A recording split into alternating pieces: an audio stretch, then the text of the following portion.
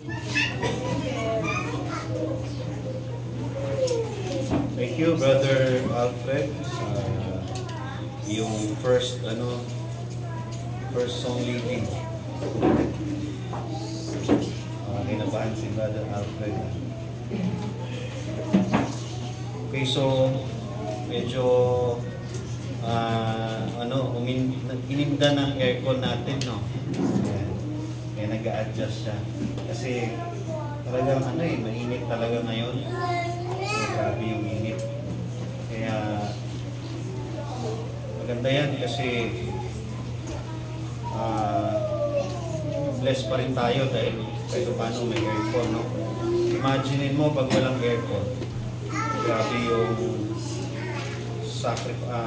pagturusan natin. But then, hindi naman yan papantay dun sa init sa impyerno. Diba? So, free taste lang tong pag walang aircon, tagagtak yung pawis natin. Pero free taste pa rin yan. Mas matindi pa rin sa impyerno, no? Mas matindi init doon. Kaya, puri pa rin tayo sa Panginoon. Excuse po. Supposed to be, ay meron po tayong speaker ngayon. At na-invite natin siya way back. Na postpone lang dahil napagod daw siya ng gusto dahil late na siya nakauwi from Quezon. Kaya yung ating sabi niya nagpapareschedule siya. At pag-pray natin na kung patuloy siya ay maging encouragement po ng ating kapatid. So, nais ko rin pong i-welcome yung ating mga bisita, no, sa mga taga-SAF. Okay? May mga bago tayong mukha na nakasama. So, welcome po. Salamat sa inyong pagdalo. Yan po ay malaking encouragement sa amin na kayo ay nakasama namin sa pagsama. So, okay, so ang ating pag-aaralan ngayon ay i-break ko muna yung ating series sa Old Testament. I pick a topic wherein makikita po natin sa 2 Corinthians chapter 4 verse 18. Please maintulutan nyo na basahin natin ng sabay-sabay itong verse na ito. Tayo po ay tumayo saglit bilang paggalang sa salita ng Diyos. Isang verse lang po ito.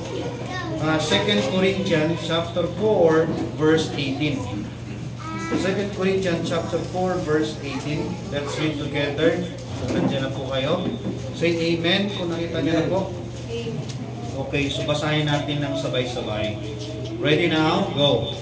While we look not at the things which are seen, but at the things which are not seen, for the things which are seen are temporal, but the things which are not seen are eternal. Manalangin tayo saglit. Panginoong Diyos, kami po ay nagpupuri at nagpapasalamat sa iyong kagandahang loob.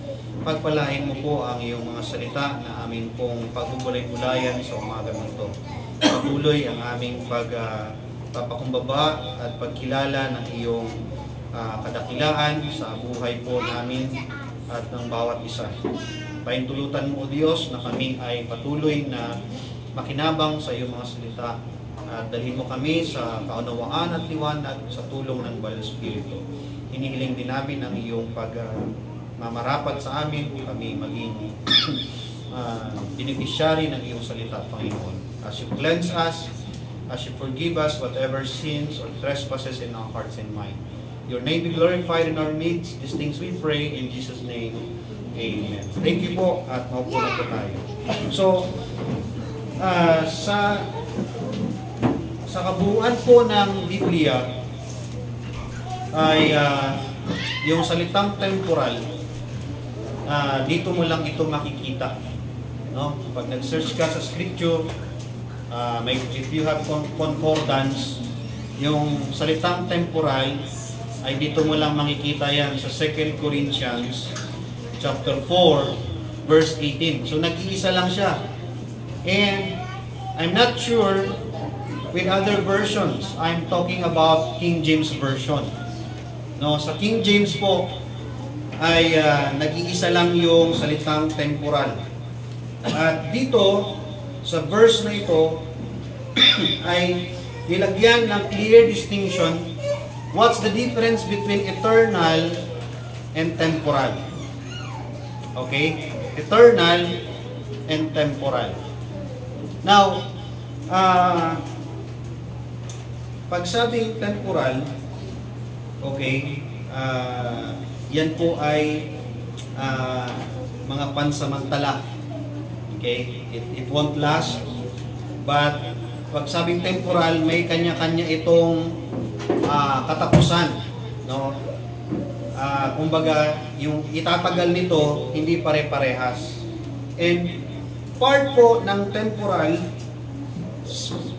ay yung ating existence dito sa lupa o sa mundo. Kasama po yan sa mabagsak sa definition ng temporal. Okay? But then, in this chapter o in this verse, ang description ng temporal ay slightly different. No? It was described in the way na sabi doon, while we look not at the things which are seen. Okay? It's about the things that are not seen and the things that are seen. No? Yung nakikita ng mata at yung hindi nakikita. That's how the scripture define temporal and eternal. Ang pag-define niya ay yung mga bagay daw na nakikita ng mata. Yun daw ay temporal. And the things that are not seen, yun ay eternal. So, nag-imagine ba kayo ng mga bagay na nakikita? What are the things that lahat ng nakikita mo ngayon ng iyong mata, as per description ng scripture, that is temporal. Okay? But the things that you can see, no, are eternal. So, ang isang point dito mga kapatid, there are things that we can see and yet existing. Tama ba ako? May mga bagay, there are things that are not seen by our eyes, however, they exist, nag-i-exist sila. So, the judgment or the determination whether a thing is existing or not does not depend on our eyes. Nakuha niyo po, hindi po basihan yung ating mata whether a thing is existing or not. Okay? Dahil may mga bagay po na nag-i-exist pero hindi nakikita ng mata. Tama? Kasi ang lahat na nakikita mo na yan, ang sabi ng scripture, temporal yan. Pero may mga bagay kang hindi nakikita pero nag-i-exist, and the Bible is defining them as eternal. At mga kapatid, sa pagkatao mo, meron pong existing dyan sa'yo na hindi nakikita ng mata. And that is the eternal part of your existence. Diba? May eternal part. And, brethren, the reason why I'm kumbaga, pinaklarify ko ito mga kapatid, dahil marami pong mga tao and even Christians, no, so-called Christians, or those who are already in the belief of God, no, na naniniwala sa Diyos, na ito ay nanineglect nila at napapabayaan yung eternal side, yung mga bagay na hindi nakikita ng mata. Dahil excuse me, pasensya na po. napupokus po ang ating atensyon at panahon sa mga material na bagay. Okay? At yan ang scripture po, maraming mga warnings about that. Na mag-ingat tayo, na be sober and watchful, na baka tayo ma-divert ang ating atensyon sa mga material na bagay. Diba? Ano sabi ng Matthew? Lay not your heart. Diba? Your eyes or your heart treasures on the earth, but lay up your hearts on the treasures in heaven. Okay? Ang tanong, yung salitang heaven doon, sa langit ba talaga yon? Yung heaven that in the abode of God? Are we now labor, nagpapagal ka ba ngayon, nagtatrabaho ka ba ngayon para sa kayamanan na nandun sa langit? O mayroong sinasabi na pinagpapagalan mo, no, na hindi mo nakikita pero pwede mong ma-enjoy dito sa lupa, no, as like a heavenly favors and blessings. Okay? So, mga kapatid, may kinalaman ang ating pamumuhay dito sa lupa para masabi kung saan tayo nakatuon, kung saan nakatuon ang ating puso. Diba? Kaya minarningan tayo ng scripture na wag daw nating ituon ang ating mga sarili sa mga makalupang bagay, no? Lay not. Tingnan natin yung exact verse.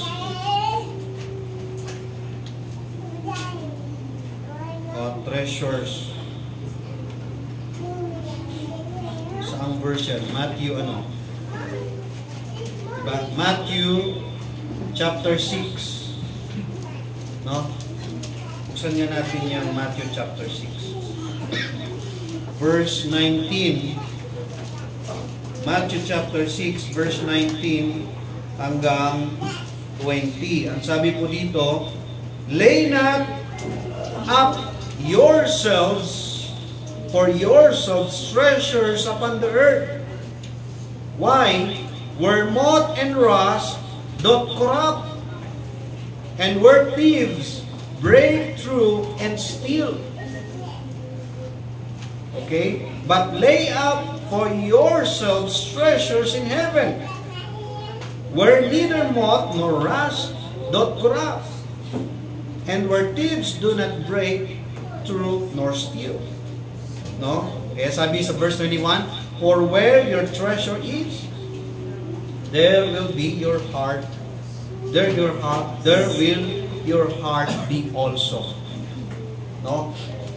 Kung nasaan daw ang iyong kayamanan, na paparoon din ng iyong puso. That's why, kung ang kayamanan mo na tinuturing ay yung mga material na bagay dito sa lupa, bahay, kotse, o ano, whatever, investment, kapag dyan nakatuon ang puso mo, ay ang iyong sarili, nandun din yung puso mo. Ang point dito, hindi sinasabing wag mong hindi sinasabing masama yung mga bagay na yun. Hindi sinasabing hindi kailangan yun. Sinasabi lang dito na huwag mong itutuon o huwag mong iibigin ang mga bagay na yun. Diba? Kasi sabi ng scripture for the love of money. Money speaks of temporal things. For the love of money speaks of treasures. Diba? For the love of money is the root of all evil. Hindi naman masama yung pera. Money are useful in the ministry. Sa panahon ng church, nagbibenta sila ng mga ari-arian para maka-gather ng pera para makapag-ministry. Tama? Hindi masama yung money. But loving it, giving your heart into it, laying your life into it, yun ang masama. Kasi when you give your life to money or to material things, you cannot give your life to God. Bakit? You cannot serve two God. Diba? The Bible says you cannot serve God and mammon. You cannot serve God and money and material things. God provides. God bless us with material things as we see our needs.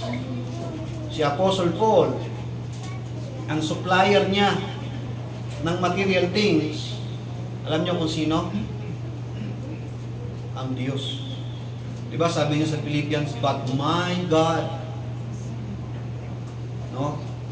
Well, in fact, sabi ni Paul, kung ano experience niya, yun din yung ma-experience niya. But my God shall supply all your needs. Yan naman ang sabi ng Matthew 6:23, di ba? Ano sabi doon? But seek ye first the kingdom of God and His righteousness, and all these things shall be added. Yung all these things, it's temporal things. Di ba? Added. So, pag sabing added, it's not the primary thing.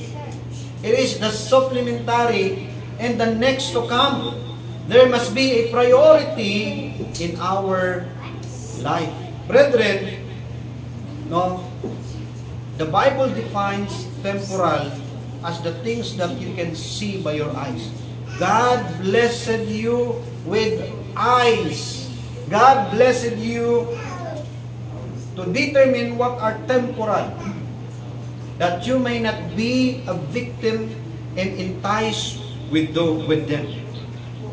Alam mo, salamat sa Diyos dahil binigyan tayo ng malinaw na definition. What is temporal and what is eternal. Now, brethren, makikita natin, no, sa pag-aaral na ito, no, that the scripture that Apostle Paul is giving us the whole, no, picture of life, no. Kaya yung aking tema ngayon, mga kapatid, is about looking the whole picture of life, no. It's about us sa buhay natin. Sinabi ni Paul na mga bagay na nakikita ay temporal.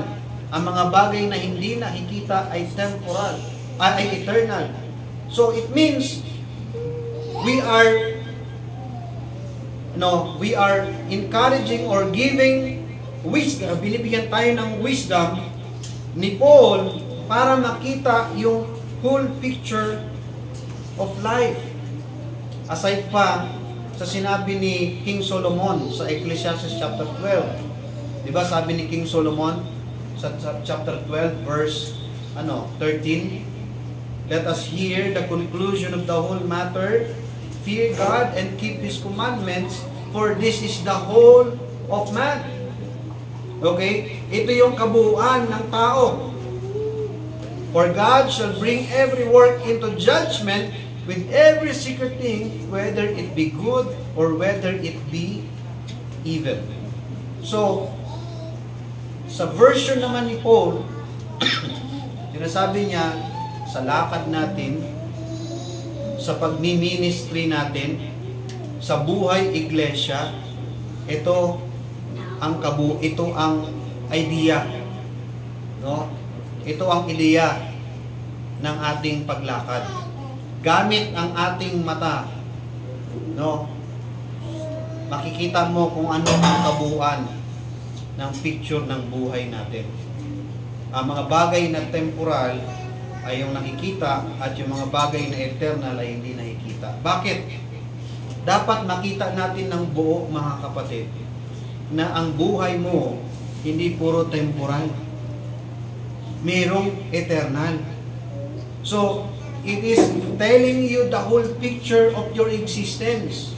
Kasi maraming mga tao at even Christians, nakakalimot sila at napofocus sila sa puro material na bagay. And to the point that they are leaving their service to God in exchange of material things. O di sabihin, hindi nila nakikita yun. O kaya, hindi nila masyadong na-appreciate.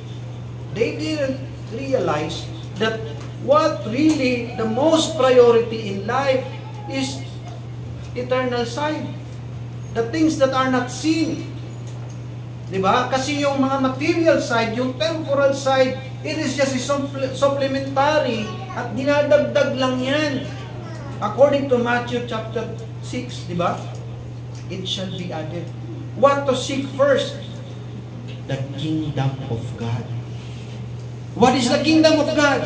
The kingdom of God are the things that are not seen by your eyes.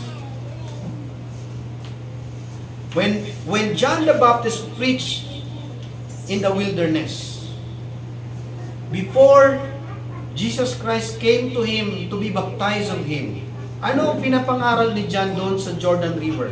What is preaching to the people? Ano sabi niya? Behold, the kingdom of heaven is at hand. Ang sabi niya, repent and be baptized, for the kingdom of heaven is at hand. O nasaan ang kingdom of heaven? They didn't see the literal kingdom of heaven that time. But when Jesus Christ is coming to him, sabi niya, behold, the kingdom of heaven is at hand. Yung mga tao, nakikinig sila doon pero hindi nila masyadong naintindihan. Okay? But, you know mga kapatid, it was more clarified to the disciples and to the church. Nilinaw ito sa mga disipulo ng Panginoon at sa kanyang simbahan that the kingdom of heaven is not a literal kingdom. No, kasi yung mga priest at yung mga kaaway ng Diyos, hinahanap yung literal kingdom, hinahanap yung literal king na dapat uupo sa trono at papalitan si Pilato o kung sino pa mang imperyo. Diba? And they didn't realize that the real king is already in their nasa harapan na nila. Kaya nga ang ginawa nila, pinapako nila yung kanilang pinapako nila sa cross si Christ kasi hindi nila nakikita mga kapatid. They didn't see in their eyes that Jesus is the true king and the kingdom is his people. Saan yan naintindihan? Sa church. Saan yan naintindihan? Sa mga tao ng Diyos. Doon ito ipinaunawa.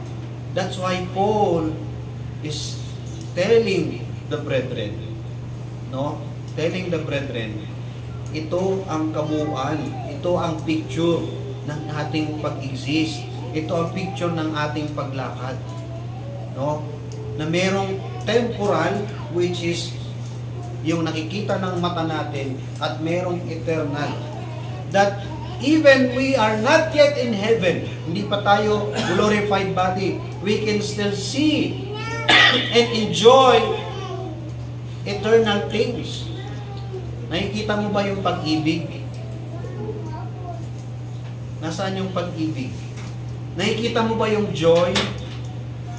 Ayan ang sabi sa Galatians 5:23. Ang sabi doon, but the fruit of the Spirit is love, joy, peace, long-suffering, gentleness, meekness, faith. Those are the things that man can see by eyes. But you can see that by your faith. You can see that in your experience. It manifests.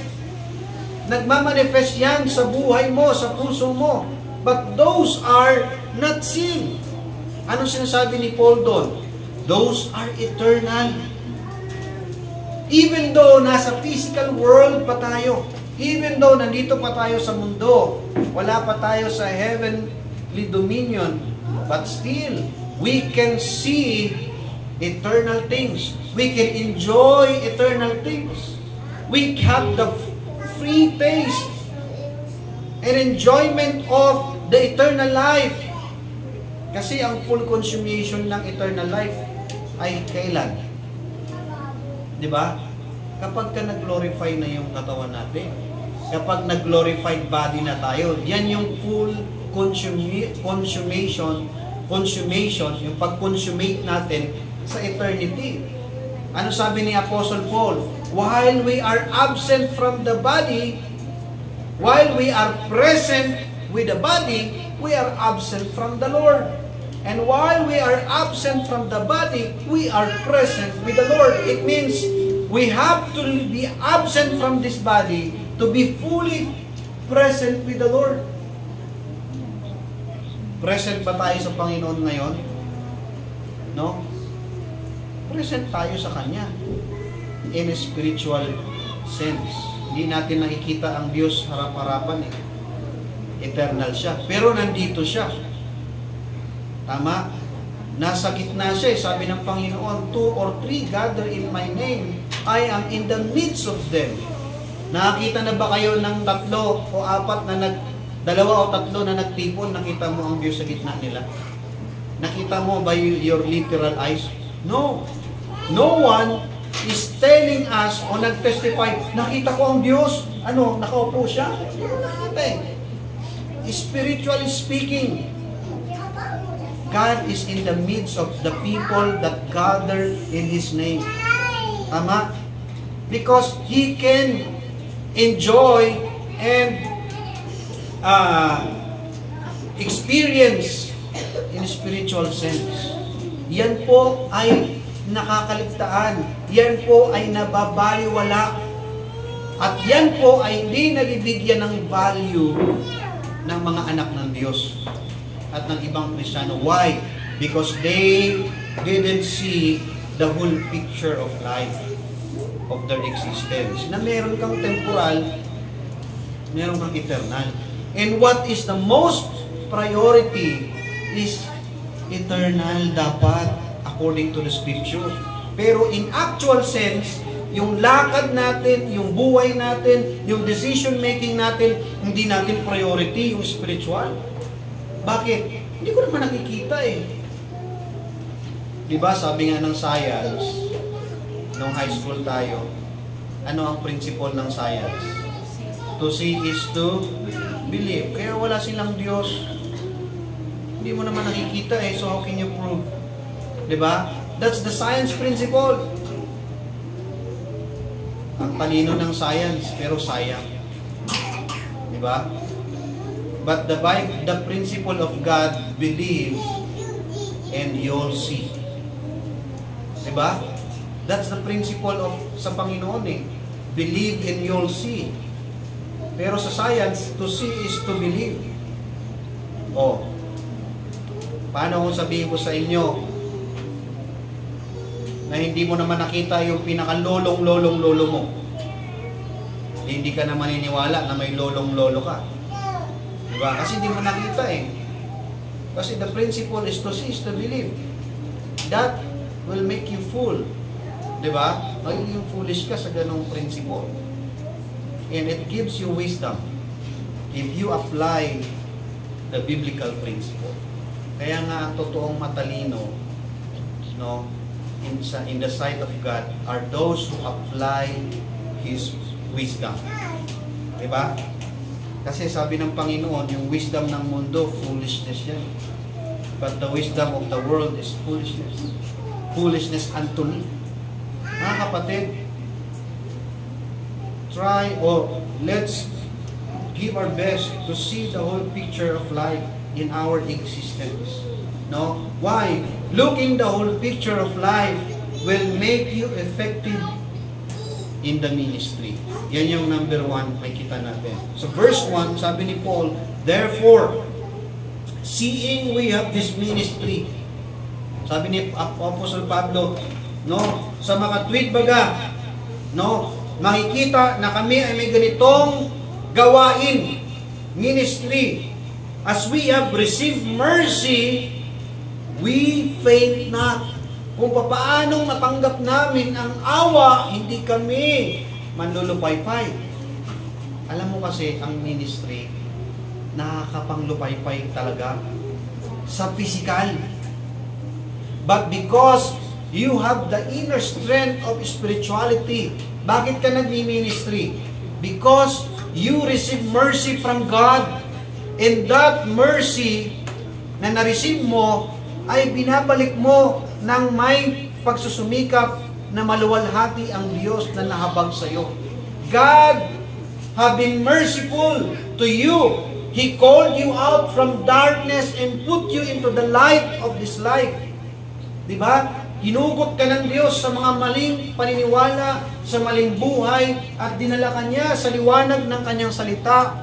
Naramdaman mo yung mercy ng Diyos. And because of that, gusto mo ngayon magpagamit sa Panginoon. Tama? That's why you are engage yourself in the ministry.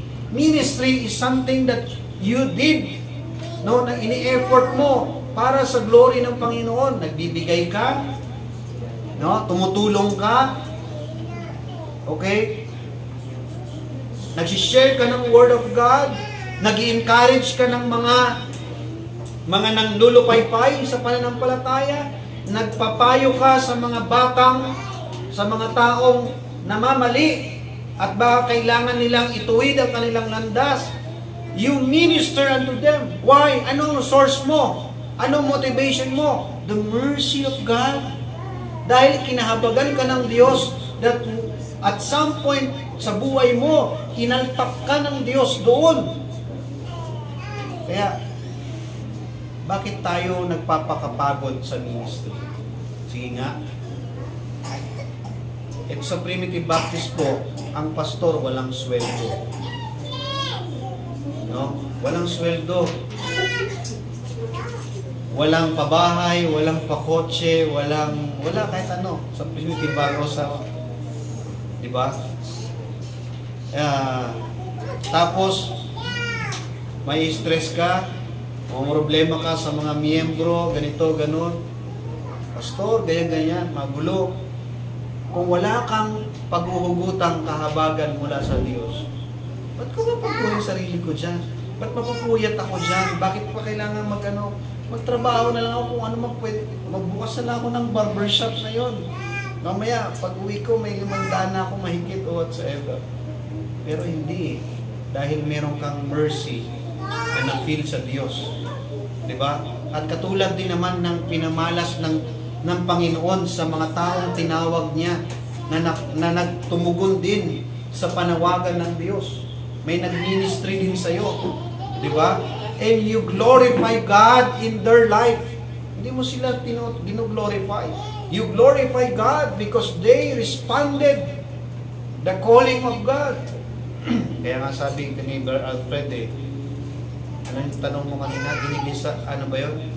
Pinagpipray ba?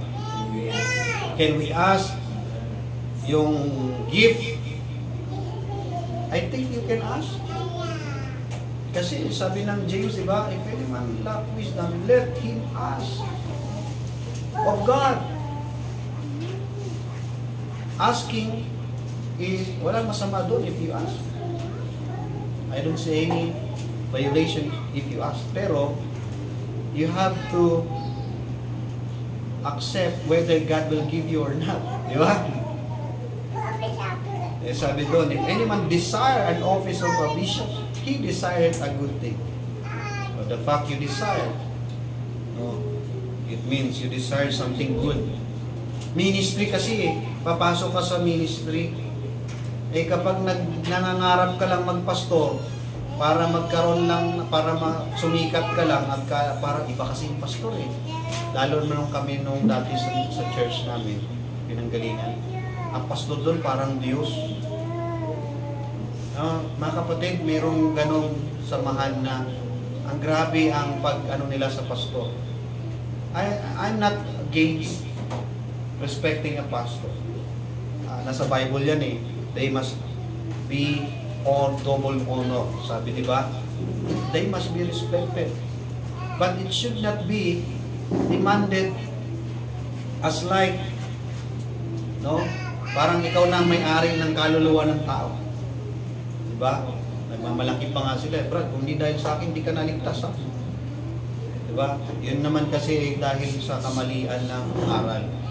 Can you imagine if God saved you from that hypocrisy, from that blasphemous claim?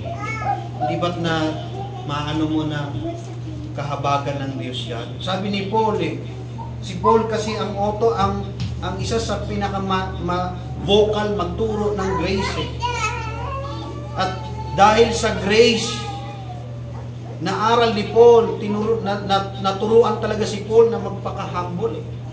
Diba? Dahil sa biyaya, sabi niya, I know how to be abased. Sa lahat daw ng bagay, kaya niya Diba? At sabi nga ni Paul I can do all things. Pero sabi niya, not mine, but through Christ. Si Paul talaga isang mahusay na tagapangaral ng grace. Pero tingnan mo, kung wala ang grace kay Paul, saksakan ng yabang si Paul. Diba? But then, sabi niya, because we have this ministry, we receive mercy, we faint not. No? Looking the whole picture of life will make you effective in the ministry. Bakit? You will not faint. That's one. Second, you will walk in honesty and not in craftiness. Diba sa verse 2, ano sabi doon? But have renounced the hidden things of dishonesty, not walking in craftiness. Pag nakita mo yung whole picture of life, merong temporal, merong eternal, and the most priority is eternal because God will add the temporal side when you are faithful, when you are seeking the eternal side. Okay? The service to God. And because you have that obligation and ministry to the brethren and to the people, ang source mo ngayon kung bakit hindi ka nadidismaya is yung mercy of God. And when you're able to see the whole picture, ano nangyayari? You are able to renounce the hidden things of dishonesty and not walking in craftiness, nor handling the word of God deceitfully, but by manifestation of the truth, commending ourselves to every man's conscience in the sight of God. No? Because of the grace of God, because of the mercy you receive, no, sinisikap mong lumakad sa katwiran, sumisikap mong lumakad sa katapatan. Yung bang you renounce dishonesty? Kung may mga dishonesty sa buhay mo, sinisikap mo yan na i-renounce yan. Kasi hindi ka pagpapalain ng Diyos, lalakad ka para sa Panginoon tapos may dishonesty ka. Tama? Mahirap. Naglalaban kayo ng Diyos Para kang sumabay sa Panginoon tapos pabigat ka. No? Ang gusto ng Panginoon, kapag sumasama ka sa Panginoon, sumusunod ka, gusto niya buo ka. Hindi yung divided ka. May mga example dyan nagpaalam sa Panginoon, Lord, pwede ba bago ko sumunod sa iyo, magpaalam muna ako sa nanay at tatay ko? Sabi niya gano'n. Tapos, Lord, ilibing ko muna yung mahal ko sa buhay. Bago ako susunod sa iyo, ang sabi ng Panginoon sa kanila, let the dead bury their dead. At kung susunod kayo sa akin, you have to deny yourself. Susunod kayo sa akin, sabi niya nga, maghihiwalay yung nanay at yung mga magulang at anak. Ang point dito, we cannot bargain to God when we follow Him. Hindi tayo pwedeng magbigay ng condition sa Diyos, sa Kanya. It is He who require us to follow Him. And we should follow Him with all of our heart. Diba sabi niya, present your bodies a living sacrifice, holy and acceptable, for which is your reasonable service. Brethren, when we are looking the whole picture of life, it will make you effective in the ministry. Sigurado maging effective ka. Kasi hindi mo rin i-impart sa mga tao ang tuturuan mo ang pagiging materialistic. Tama? Hindi mo sabihin na magiging materialistic yung tao. Ang drive mo sa kanila, spirituality, hindi material. Kaya lang, huwag naman yung extreme ka na parang kasalanan na sa kanila kapag ikaw ay, di ba? Parang ginawa mo na silang makasalanan kung sila ay may mga material na enjoyment. Kailangan lang yung material enjoyment o material provisions ay lalong ano sa kanila yun. Lalong mag-supplement sa kanilang pagtatapat sa Diyos. Diba? So, not only that, no, ministry is a gift of God. Alam nyo, pag ikaw binigyan ka ng ministry, yan ang isa sa magandang regalo ng Diyos sa'yo. Because God gave you opportunity to be blessed. Diba sabi sa Galatians 6, 9, and 10, sabi doon, as we have therefore opportunity, sabi doon, let us not be weary in well-doing. For in due season we shall reap if we faint not. Diba? We faint not. At sabi doon, as we have therefore opportunity, let us do good unto all men. Kung may pagkakataon ka daw, gawin mo ito sa lahat ng tao. Kung may pagkakataon. Hindi yung hahanapin mo naman. At tila ba ibigay mo na lahat, naghirap ka na, wala ka ng pambili ng bigas para sa pamilya mo kasi nga kaka-ministry mo. Diba? Sabi kasi ng Panginoon, yung ministry daw nagugutom na yung pamilya mo. Kinalimutan mo na if may pagkakataon.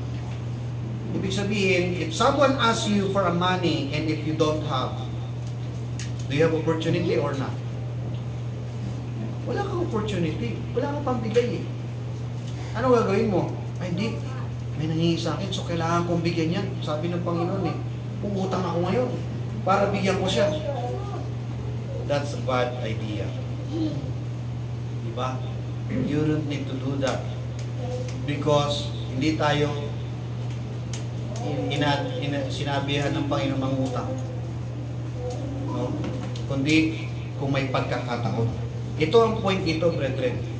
If God bless you, it means God preparing you and making you a vessel of honor and blessing to others.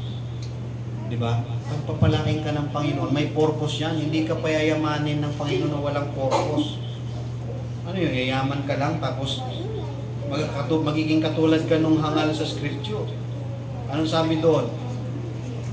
Gigibain ko tong bodega ko at magpapagawa ko ng mas malaki pang bodega at pupunuin ko ito ng lahat ng mga kayamanan at sasabihin ko sa kaluluwa ko, kumain ka, matulog, di ba? At uminom. O anong sabi ng Panginoon sa kanya? Ikaw na hangal.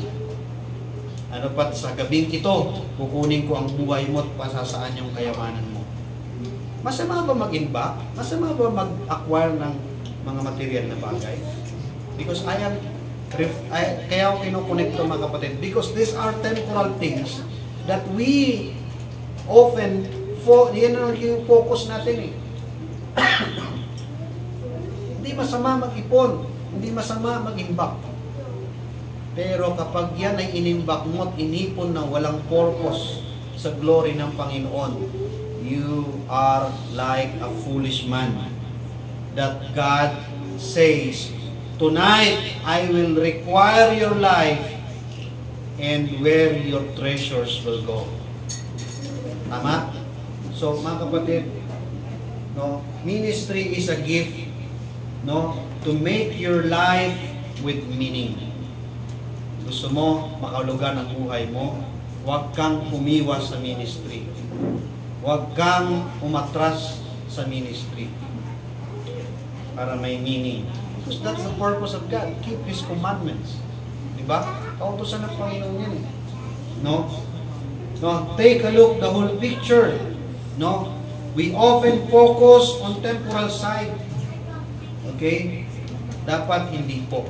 Second, when you are looking to the whole picture of life, not only that you will be effective in the ministry, but also you will save, it will save you from blindness to the gospel. no? Yung kapag nakita mo daw yung kabuuan, no? Ililigtas ka nito sa pagiging bulag sa ebanghelyo. No? Tingnan natin dito. But if our gospel, sa verse 3, but if our gospel be hid, it is hid to them that are lost. Alam niyo yung ebanghelyo? Marami nagsabi, what is gospel? Pastor, gospel is good news. What is good news?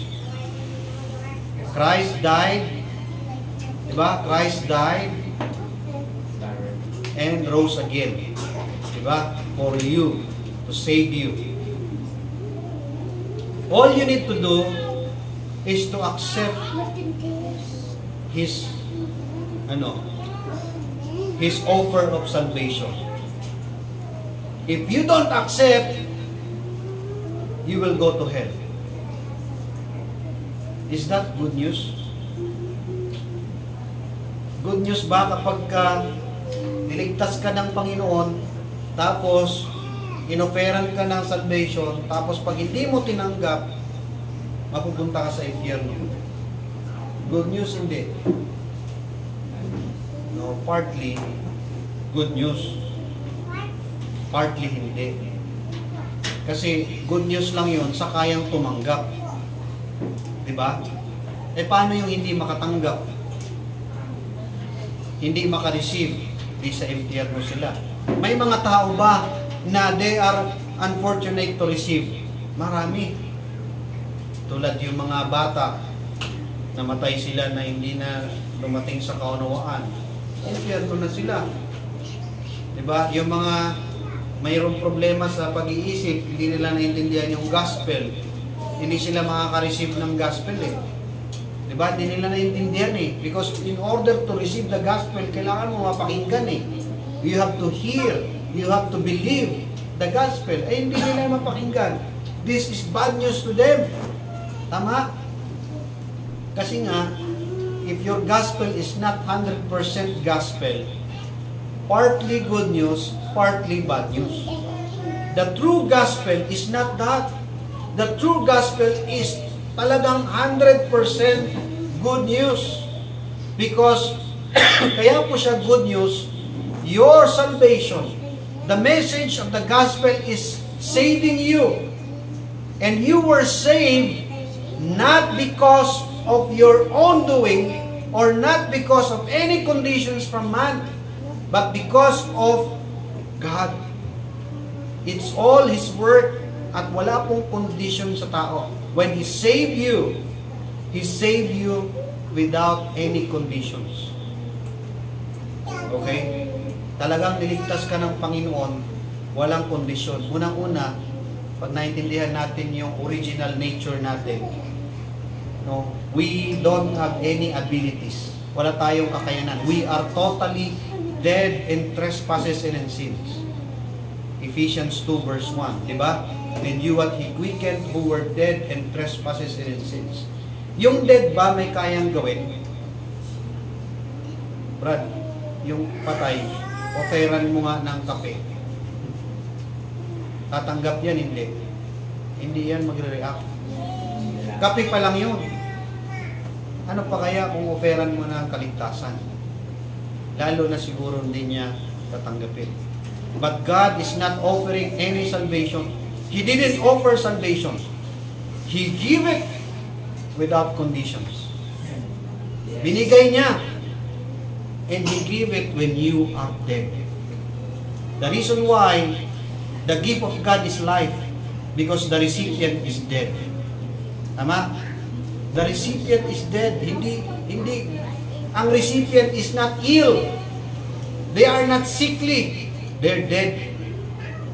And God gave them life. Katulad ni Lazarus. Si Lazarus 4 days nang nakalibing. At pinuntahan ni Jesus Christ, umiiyak yung kanyang kapatid, si Mary at si Martha. Lord, bakit ngayon ka lang dumating? Yung kaibigan mo, si Lazarus, 4 na araw na nakalibing, naaagnas na yan. Late ka na, Panginoon. Alam mo, sa Bible, yun lang ang talata yung talata na yun, ang pinakamaiksing talata, the shortest verse in the Bible. Makikita mo, bakit? Dalawang salita lang eh. Jesus wept. Umiyak ang Panginoon dahil si Lazarus apat na araw ng patay. Anong ginawa ng Panginoon? Nasaan siya nakalibing? Pinuntahan. Ano sabi ng Panginoon? Lazarus, come forth. Binuhay niya si Lazarus. Anong binigay ng Panginoon kay Lazarus? Inoffer niya ba yung life? Lazarus, tanggapin mo yung buhay. Sumagot ka. Hindi. Sabi niya, Lazarus, come forth. He didn't offer, He gave it. And Lazarus, wake up. Anong sabi niya sa mga disciples? Antay him. Ay mga disciples, nag-antay lang ba? Hindi siya nag-antay. Binanggan niya yung benda. So makikita mo yung picture ng ministry natin. Jesus Christ give life and we remove sketches o yung mga harang-harang. Yun lang. That's our ministry. Our ministry is not to give life. We're not going around to save people. We're not going around to give life. We are going around to share the light of the gospel. Because when they hear good news, it lightened their mind. Diba? 1 Corinthians 1:18, for the preaching of the good news is to them that are unsaved perish, but unto us which are saved, it is the power of God. Mga kapatid, when you're able to see the whole picture of life, you will have the power to walk in righteousness, to choose what is right. Diba? Brethren, it will save you from blindness. Why? Because the God of this world hath blinded the mind of them which believe not. Yung Diyos daw ng sanlibutan, you know the God of this world? Inisip mo si Satan agad yun. There's a lot of gods here. No? Ang God mo dito ay the God of this world is money, power, no, lust. Those are the gods, and those are able. Yung mga yon ay able yon pumasok sa buhay mo, and that is always there around. Sometimes nga it stay in your house, diba? Nandun yun, no, sa tarangkahan ng bahay mo. Yung lust, money, power, nandun yan, nakabantay doon, naka-D4 sa tarangkahan ng bahay mo, inaabangan ka. Diba? Kaya pag natukso ka, papasok yan. Sin lieth at the door. Sabi ng Bible, sin lieth at the door. They are gods. No? Aside pa kay Satan na inuudyukan ka palagi. Brethren, it will save us from blindness of the gospel. Try, or please take a look the whole picture of life. No? May temporal, may eternal. Prioritize eternal. And its supplement. Para hindi tayo maligaw. No? Because it will save you from blindness. And last, it will make you understand God's preservation in life. No? Maiintindihan mo kung paano ka iniingatan ng Diyos. Kung saan, tingnan niyo po yung verse verse 8 and 9. No? And verse 8 and 9. Sabi dito, we are troubled on every side, yet not distressed. We are perplexed, but not in despair. Persecuted, but not forsaken. Cast down, but not destroyed. Di ba? Maraming pagsubok eh. Sa paglakad mo, hindi ka palagi nakatayo. Minsan mapapatid ka, madadapa ka. Tama? At maraming trouble on every side. You are perplexed. You are cast down. Bagsak ka. But you are not destroyed. Tama? Di ba sabi ng Panginoon, pag nadapa ka, iaangat ka niya. Di ba? Siya ang magtatayo sa iyo. He will lift you up. Kaya nga pag lumakad ka, huwag patayo. Padapa na, para hindi ka na madadapa. Di ba? Ang sabi ng scripture humble yourselves. Ibaba mo na yung sarili mo. Lumakad ka ng may pakumbaba. Because let God lift you up. Di ba? God resisted the proud but giveth grace to the humble. If you lift down humble yourselves, binaba mo, He shall lift you up in due time. No, brethren, you will see, it will make you understand God's preservation. Pag naiintindihan mo na sa lahat ng bagay, ang Diyos ang nagpipreserve sa iyo. Tandaan niyo mga kapatid, when He preserves His children, not only in this temporary time, even in eternal sight. Well, actually, preserve ka na nga Di ba? Eternally. Romans chapter, anong sabi sa Romans chapter 8? Di ba doon? Romans 10 ba yun? No one shall separate us from the love of God.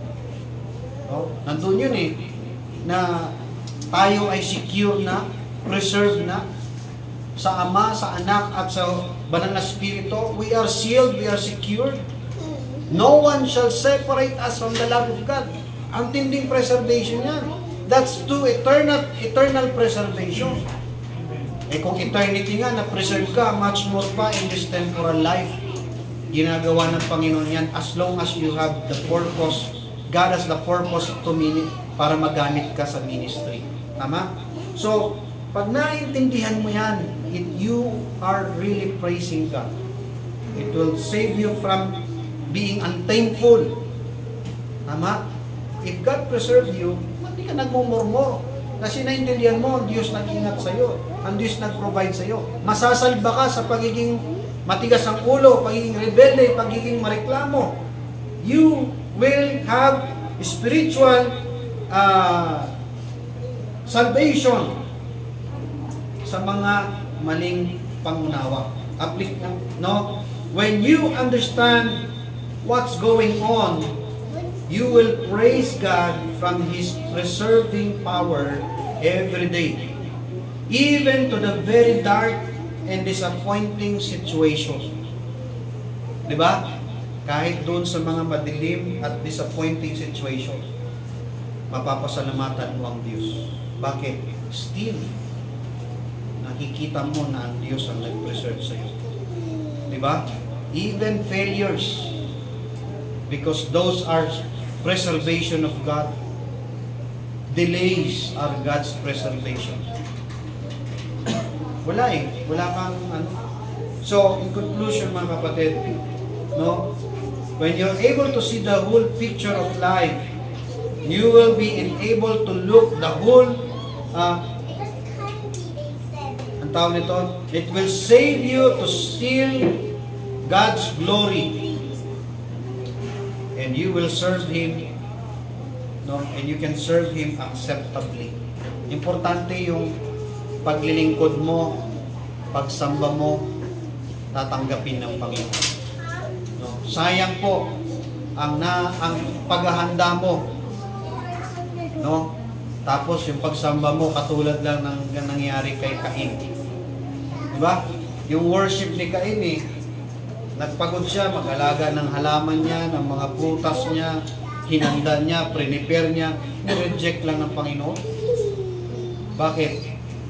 Sabi niya, bakit mo na-reject yung handa ko, Panginoon? Tapos yung kay Abel, tinanggap ng Panginoon, nagselos tuloy siya. Pinatay niya yung kapatid niya. Bakit? Sabi ng Panginoon, gawin mo yung tama. Huwag yung prutas, kundi yung dapat hayop. Ayaw ni Cain. Diba? Ikaw na nga itong binibigyan, ikaw pa itong, diba? Mga kapatid, we cannot be like that to God. God is the one who demands worship. And let us give Him as kung ano ang gusto niya. Kaya nga, mga kapatid, last na lang. Bakit tayo sinisikap natin na manatili sa original na pagsamba? When we worship God in singing, we don't add any instruments. Why? Kasi po, we want that God accept our worship. We want to maintain the original pattern of worship. Kasi pag dinilute natin yung original way of worship, what's our assurance that God will accept our worship? Ipapakain ba natin sa Diyos? Ipapaamoy ba natin sa Diyos ang strange worship? The reason why it's strange kasi wala namang record, walang utos ng Diyos na gumamit tayo ng musical instrument. Saan natin hinugot yung example na gagamit tayo ng musical instruments? Wala talaga sa New Testament. Apostles never use musical instruments. And even the scripture not telling us to use musical instruments. And because worship, singing and meditating the Word of God is a form of worship. We just want to be sure na ito ay tatanggapin ng Panginoon. Because magpapagod tayo pag hindi natin matitiyak na ito ay tatanggapin ng Panginoon. Aside pa that it matters, that also kasama dyan yung puso natin. Take note, hindi lang puso pati dapat manner. Si Cain, may puso din siya sumamba sa Diyos. Pero yung kanyang manner hindi tama. So brethren, let us do what God please. Kung ano yung kinalulugdan ng Panginoon. Let's offer our life to God looking at the whole picture of life. Temporal, eternal. And may give all the glory and praise sa kabuuan ng ating pagkatao. Salamat and purihin ng Panginoon. Manalangin tayo. Dakilang Diyos na banal at makapangyarihan sa lahat. Sa iyo ang puri at pasalamat sa oras na ito. Purihin ka sa iyong mga mensahe, sa iyong mga paalala sa amin. Naway kalugod mo ang aming pagsamba at ikaw lamang po ang mga purihan sa kalagitnaan. Pagpalain niyo rin po ang aming mga kapatid at mahal sa buhay na siyang patuloy na umaasa sa iyong kaabagan at biyaya. Pagpalain niyo rin ang aming mga kapatid na nagdaraos ng pagsamba at sa iyong lahat ng papuri at salamat. Ito po ang aming panalangin sa pangalan ni Jesus. Amen. Sandali po tayong tumayo at awitin natin yung More Love to Thee. Habang tayo ay magkakalood sa Panginoon. More love to Thee. Hymn number 413. 413. More love to Thee. Ready now? Sing. More love to Thee, O Christ. More love to Thee. He thou the bread of me, all lended me. This is my earnest plea, more love, O Christ, to Thee, more love to Thee.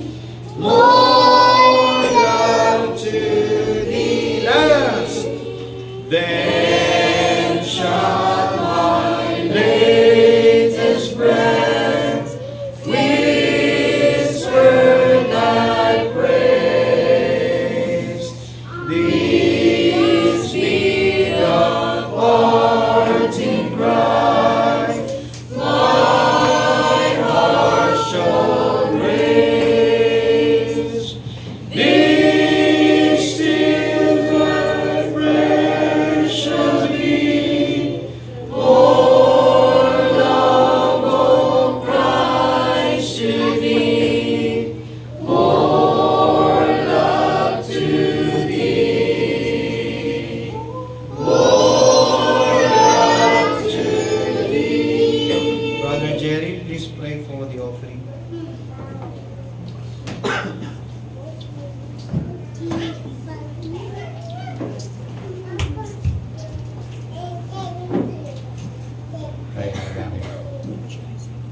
dakilang Diyos ng kapangyarihan sa lahat. Maraming salamat po, Panginoon, sa oras na to na binigay mo ang katagumpayan sa amin ng iyong mga salita na nakayag sa aming kalagitnaan. Salamat po, Panginoon, sa iyong lingkod na ginamit. Salamat po, Panginoon, sa bawat isa na nakarating, ligtas, anumang kapakakan at kapayapaan. Salamat po, Panginoon, na naway sa iyong salita namin na pakinggan. Turuan mo, Panginoon, ang bawat puso't isipan namin na kami mamuhay na ayon po sa ito. Dalangin namin, Panginoon, kahit sa offering, pagpalay mo, Panginoon, ang salapin ito na magamit ko sa iyong gawain sa lugar nito at sa iba't ibang. Pagpalay mo, Panginoon, ang bawat isa na rito ngayon. Pagpalay mo, Panginoon, mga bisita na sa iyong mga sitan na pakinggan, Panginoon, ay paglumis ng pagpalay, bigyan ng kaalaman mo. At paunawa ang iyong mga banito. Kasi pusot isipan kami. Bilang Diyos, dilangin namin muli sa iyo ang muling isang linggo muli na napapasok sa aming buhay. Tulungan mo po yung pagsasabi na kami ay mamuhay na sunod sa iyong kartusan. Panginoon, sa umaga ito ay aming hinapili sa iyo, aming balik sa iyo ang kapalian. Papasalamat sa dakilang Diyos na ang tagapagligtas. Praise God from whom all blessings flow. Praise Him, all creatures here below. Praise Him above the heavenly host. Praise Father, Son, and Holy Ghost. Amen. The Lord bless you and keep you. Make His face to shine upon you. God bless you and happy Thursday.